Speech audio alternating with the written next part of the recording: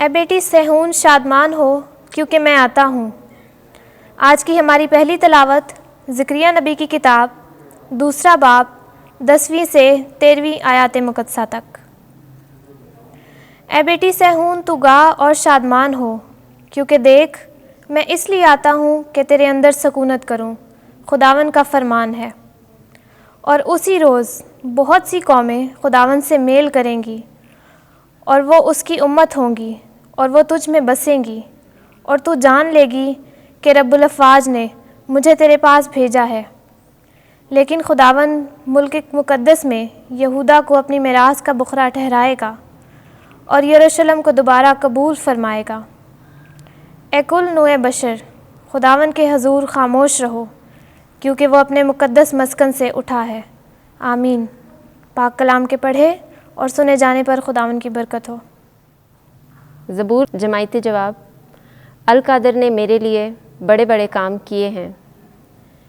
میری جان خداوند کی بڑائی کرتی ہے، میری روح میرے نجات دینے والے خدا سے خوش ہوتی ہے۔ جماعتی جواب۔ القادر نے میرے لیے بڑے بڑے کام کیے ہیں۔ اس نے اپنی بندی کی پست حالی پر نظر کی۔ اب سے لے کر ہر زمانے کے لوگ مجھ کو مبارک کہیں گے۔ القادر میرے لیے بڑے بڑے کام کرتا ہے، اس کا نام قدوس ہے۔ جماعتی جواب۔ القادر نے میرے لیے بڑے بڑے کام کیے ہیں۔ اس کی رحمت ان پر جو اس سے ڈرتے ہیں پشت در پشت رہتی ہے۔ وہ اپنے بازو سے زور دکھاتا ہے اور مغرور کو پراگندہ کرتا ہے۔ جماعتی جواب۔ القادر نے میرے لیے بڑے بڑے کام کیے ہیں۔ وہ قدرت والوں کو تخت سے گرا دیتا ہے اور پست حالوں کو بلند کرتا ہے۔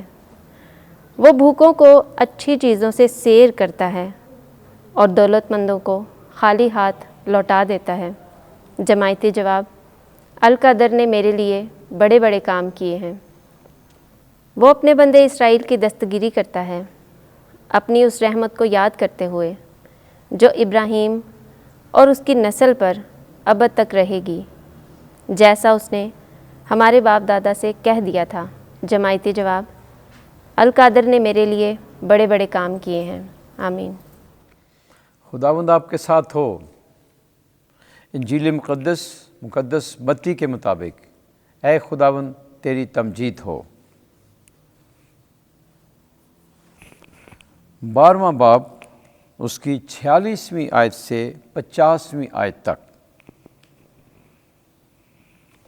ایک دن جب یسوع ہجوم سے باتیں کر رہا تھا تو دیکھو اس کی ماں اور بھائی باہر کھڑے تھے اور اس سے بات کرنا چاہتے تھے۔ تب کسی نے اس سے کہا کہ دیکھ تیری ماں اور تیرے بھائی باہر کھڑے ہیں اور تجھ سے بات کرنا چاہتے ہیں۔ لیکن اس نے جواب میں خبر دینے والے سے کہا، کون ہے میری ماں اور کون ہے میرے بھائی؟